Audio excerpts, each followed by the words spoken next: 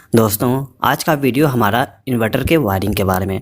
दोस्तों यहाँ पे आप एक स्विच बोर्ड देख रहे हैं। इसी स्विच बोर्ड में हम इन्वर्टर का वायरिंग करना सीखेंगे। तो कैसे वायरिंग करेंगे दोस्तों, देखिए यहाँ पे जो हमारा स्विच बोर्ड है और एक पावर सॉकेट, ठीक है।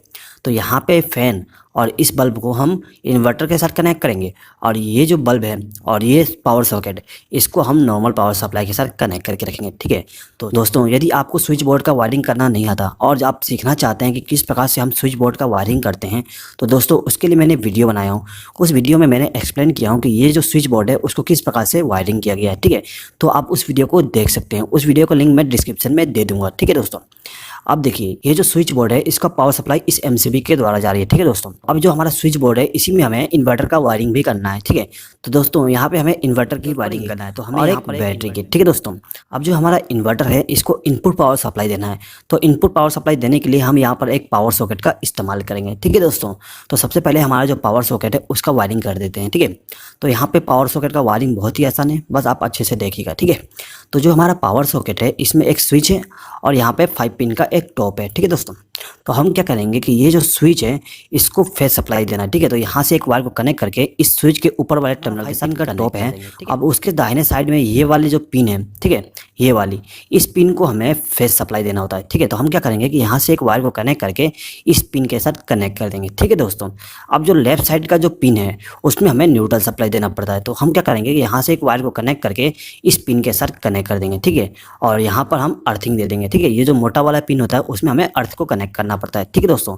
तो यहाँ पे हमारा जो पावर सॉकेट था उसका कनेक्शन कर दिया। यहाँ पे जो हमारा इन्वर्टर होता है उसको 2 इनपुट पावर सप्लाई दिया जाता है। पहला तो मेन पावर सप्लाई से और दूसरा बैटरी से। तो सबसे पहले हम इसको मेन पावर सप्लाई दे देते हैं, ठीक है। तो यहाँ पे हम मेन पावर सप्लाई देने के लिए एक प्लग टॉप का इस्तेमाल करेंगे। अब हमें क्या करना है दोस्तों, देखिए दोस्तों यहाँ पे आप एक वायर देख रहे हैं, ठीक है। ये क्या होता है, इनपुट पावर सप्लाई का वायर होता है, ठीक है दोस्तों। तो आपको क्या करना है कि यहाँ से एक वायर को कनेक्ट करके प्लग टॉप के साथ कनेक्ट कर देना है। प्लग टॉप में 3 पिन होती है, ठीक है दोस्तों। और जो वायर आएगा उसमें भी 3 वायर होंगे। आपको कुछ नहीं करना है, एक वायर को यहाँ पे कनेक्ट कर देना है, दूसरे वायर को यहाँ पे, और एक जो एक ग्रीन कलर का या फिर येलो कलर का वायर होगा उसको आपको मोटे वाले पिन के साथ कनेक्ट कर देना है, ठीक है। अब जो हमारा इन्वर्टर है तो यहाँ पे आप देख सकते हैं एक रेड वायर है और एक ब्लैक वायर है, ठीक है। तो रेड वायर को क्या करना है, आपको बैटरी के पॉजिटिव टर्मिनल के साथ कनेक्ट करना है, ठीक है। और जो ब्लैक वायर है उसको बैटरी के नेगेटिव टर्मिनल के साथ कनेक्ट करना है, ठीक है दोस्तों। अब देखिए अब हमें इस इन्वर्टर से आउटपुट सप्लाई लेके जाना है। कहाँ पे लेके जाएंगे दोस्तों, ये जो हमारा स्विच बोर्ड है उसमें। उससे पहले हम क्या करते हैं कि यहाँ पे जो हमारा पावर सप्लाई कनेक्ट था इस फैन के लिए और जो बल्ब के लिए उसको हम रिमूव कर देते हैं, ठीक है।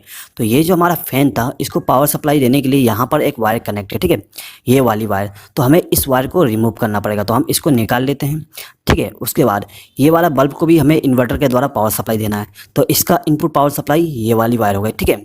तो इस वायर को भी हमें यहाँ से रिमूव करना पड़ेगा, तो यहाँ से रिमूव कर देते हैं, ठीक है दोस्तों। तो यहाँ पर हमने फैन के लिए और जो बल्ब के लिए पावर सप्लाई जा रही थी उसको हमने रिमूव कर दिया, ठीक है दोस्तों। ये जो हमारा स्विच बोर्ड है इसमें मेन पावर सप्लाई आई है, ठीक है।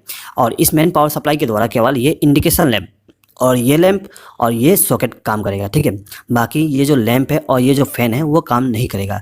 तो इसको पावर सप्लाई देने के लिए हम क्या करेंगे कि ये जो हमारा इन्वर्टर है उसके द्वारा पावर सप्लाई देंगे, ठीक है दोस्तों। ये जो हमारा स्विच बोर्ड है उसमें इन्वर्टर का पावर सप्लाई लेके जाने के लिए हम क्या करेंगे, यहाँ पर एक 2 पिन प्लग टॉप का उपयोग करेंगे।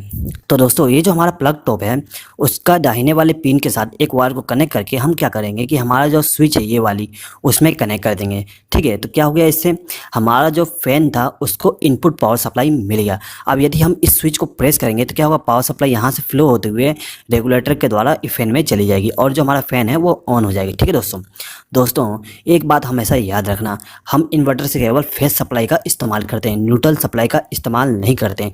न्यूट्रल सप्लाई जो रहेगा हमारा जो मेन पावर सप्लाई है वही वर्क करेगा, ठीक है दोस्तों। तो यहाँ पे हमें न्यूट्रल सप्लाई लेके जाने की जरूरत नहीं है, केवल फेस सप्लाई लेके जाना है, ठीक है दोस्तों। अब जो हमारा ये बल्ब है इसको भी हमें इन्वर्टर के द्वारा पावर सप्लाई देना है, ठीक है।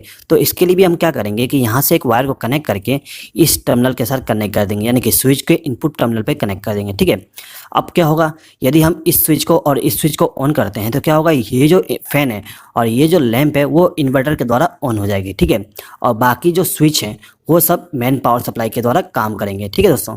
अब यदि आपके घर का मेन पावर सप्लाई चली जाती है तो आपका जो ये बल्ब है और ये जो फैन है वो दोनों के दोनों ऑन रहेंगे, बाकी सब बंद हो जाएंगे, ठीक है दोस्तों। तो कुछ इस प्रकार से दोस्तों हम इन्वर्टर का वायरिंग करते हैं।